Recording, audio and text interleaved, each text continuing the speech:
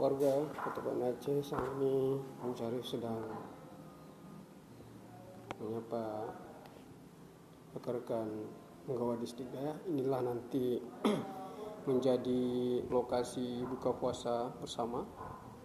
Saat ini nampak sudah kita siapkan 4 ruangan yang nanti juga akan dihadiri oleh wakil wali kota dan sekda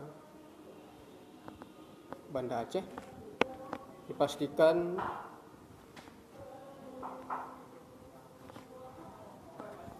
puasa bersama berjalan dengan baik. Ini beberapa penggawa sedang duduk.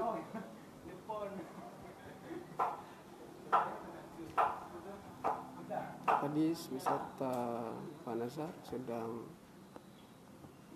memotong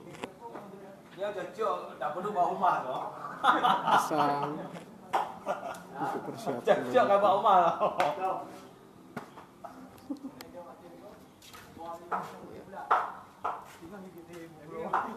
Bujang sedang memberikan instruksi selaku manajer program masak gulai kambing.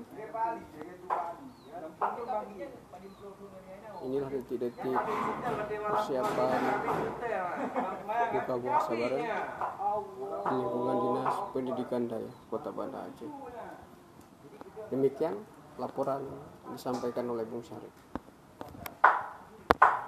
Nah, ini kayak itu, Bang.